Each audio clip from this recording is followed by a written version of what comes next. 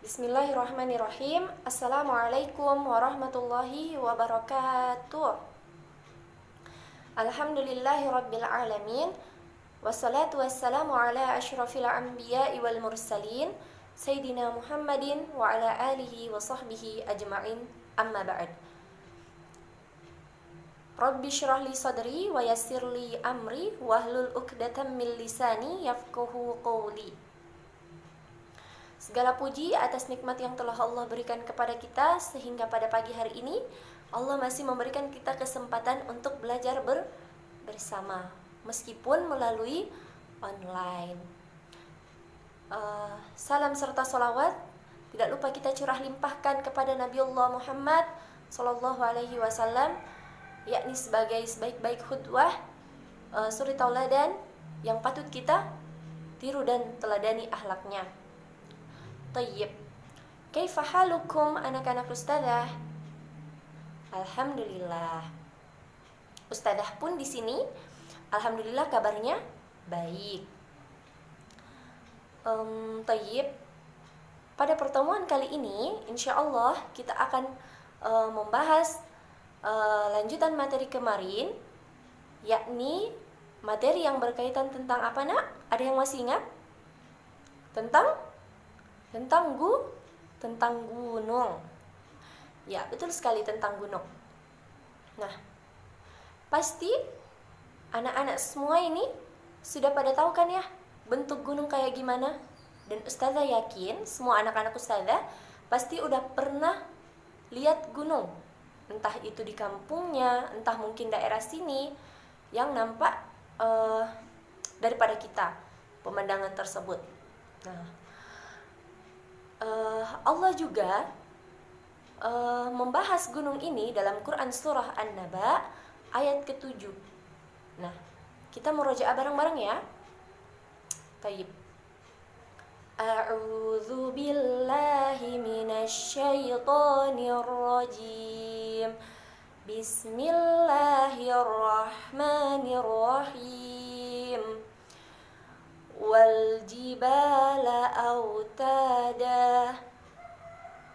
Ya, tayyib. Ya, artinya adalah dan gunung-gunung sebagai pasak. Ya. Sebagaimana yang kita bahas kemarin di kelas, pasak itu secara sederhananya Ustazah gambarkan seperti paku. Pernah melihat paku, Nak? Pernah ya? Nah, kenapa kok gunung ini diibaratkan paku? Karena gunung ini sifatnya kokoh, kuat, ya, tertancap di dalam tanah. Begitupun dengan perumpamaan paku tadi. Paku ini jika sudah tertancap ke dalam tembok misalnya, pasti akan kuat, kokoh. Ya, begitupun dengan gunung. Nah, baik. Pada zaman dahulu, orang-orang ini, Nak, mengira bahwasanya gunung ini hanya tonjolan yang timbul di permukaan bumi, timbul di atas permukaan bumi. Nah, hanya sebatas itu pengetahuan orang-orang di zaman dahulu. Namun sejak 1400 tahun yang lalu, Allah menjelaskan di dalam Al-Quran terkait gunung ini. Nah, jadi sebelum orang-orang dahulu itu mendapatkan informasi tentang gunung, baik itu fungsi gunung, manfaat gunung, nah, sudah lebih dahulu Allah jelaskan di dalam Al-Quran. Contohnya tadi dalam Quran surah An-Naba ayat ke-7. Ya. Wal jibala autada, dan gunung-gunung sebagai pasak. Nah, itu tadi makna pasak, yakni ditancapkan atau sebagai penahan bumi, seperti itu. Nah, baik, dari sinilah kita harus menimbulkan rasa iman kita terhadap gunung. Nah, apa manfaat yang bisa kita ambil dari diciptakannya gunung ini oleh Allah Subhanahu wa taala? Yang pertama, kalau kita pernah melihat gunung yang masih aktif ya, yang masih aktif untuk meletus seperti itu di daerah pegunungan-pegunungan, biasanya itu tanah di sekitar pegunungan tersebut akan subur. Nah, kalau subur, insya Allah tanaman-tanaman di sana mudah untuk tumbuh seperti itu. Nah, kemudian manfaat yang kedua apa? Yang kedua itu adalah mengalirkan air. Fungsi gunung yang kedua ini, yakni atau manfaat gunung yang kedua ini mengalirkan air. Nah, contohnya misalkan ketika sedang hujan ya, air dari langit turun membasahi pegunungan dan nantinya akan mengalir dari arah tempat yang lebih tinggi. Ya, seperti daerah pegunungan, dia akan mengalir dari atas ke bawah. Baik. Nanti air itu akan mengalir ke persawahan, ke perkebunan, kemudian juga bisa dimanfaatkan untuk peternakan lele, ya, pembuatan tombak untuk lele seperti itu. Nah, nantinya air-air ini juga akan mengalir melalui sungai-sungai, melewati perkotaan hingga nantinya berakhir di laut. Nah, perlu diingat bahwasanya segala sesuatu yang dilewati oleh air ini nantinya sangat-sangat bermanfaat dan akan dibutuhkan oleh tempat-tempat yang dilalui itu. Termasuk kita manusia, kita pasti membutuhkan air. Seperti itu. Baik, yang ketiga, manfaat gunung yang ketiga Allah ciptakan untuk kita, yaitu biasanya di atas pegunungan yang subur itu pasti ada banyak pepohonan. Nah, karena banyak pepohonan ini yang nantinya akan menghasilkan udara yang segar.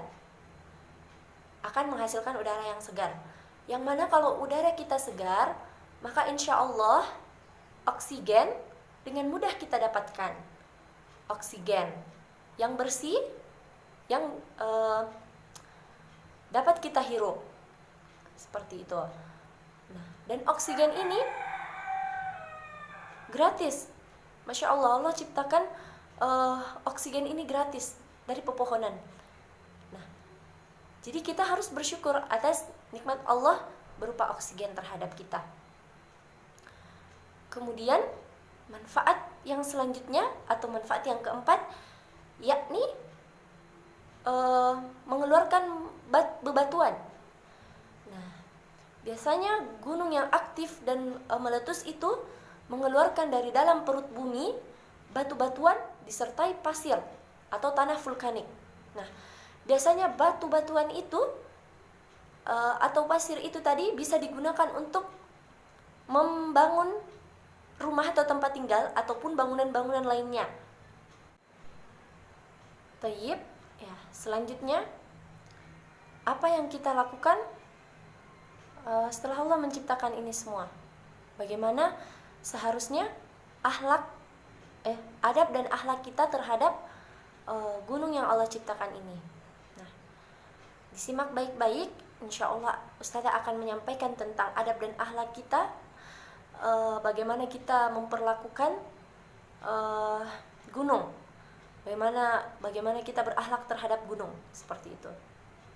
Baik, adab dan akhlak yang pertama terhadap gunung yaitu bersyukur atas gunung dan segala manfaat tadi yang Ustazah jelaskan di awal, yang Allah ciptakan untuk kita.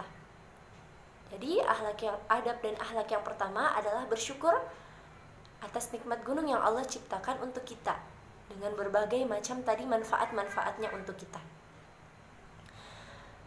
Karena kalau kita bersyukur, insya Allah akan ditambah lagi nikmatnya oleh Allah. Nah, jadi adab dan akhlak kita yang pertama tadi adalah bersyukur atas nikmat gunung yang Allah berikan kepada kita. Baik. Selanjutnya adab dan adab dan akhlak yang kedua terhadap gunung, yaitu bertafakur. Nah, bertafakur. Karena yang paling kita rasakan dari gunung ini, ya,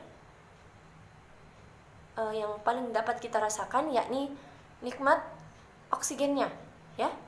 Karena di daerah sekitar gunung banyak pepohonan, sehingga dari pepohonan tadi kita bisa menghirup udara yang segar, dan dari pepohonan tadi juga terdapat banyak oksigen. Dan ini sangat kita butuhkan. Jadi kita harus bertafakur, memikirkan betapa maha suci Allah menciptakan gunung ini, begitu sangat banyak manfaatnya. Selain itu kita bisa bertafakur atau memikirkan tentang bagaimana gunung yang sebesar ini, Allah ciptakan di atas muka bumi dengan fungsinya tadi sebagai pasak, ya, untuk menahan pergerakan bumi yang sangat menolong kita, makhluk hidup. Maksudnya menolong itu kan dalam hadis riwayat Tirmizi dijelaskan bahwasanya awal penciptaan bumi ini, setelah Allah menciptakannya itu bumi dalam keadaan bergerak.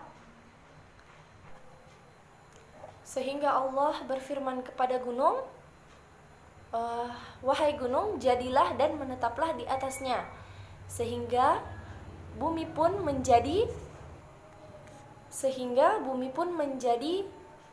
tenang. Nah, hadis itu diriwayatkan oleh Tirmizi. Baik. Selanjutnya adab dan akhlak yang ketiga, yaitu tidak menebang pepohonan yang berada di pegunungan.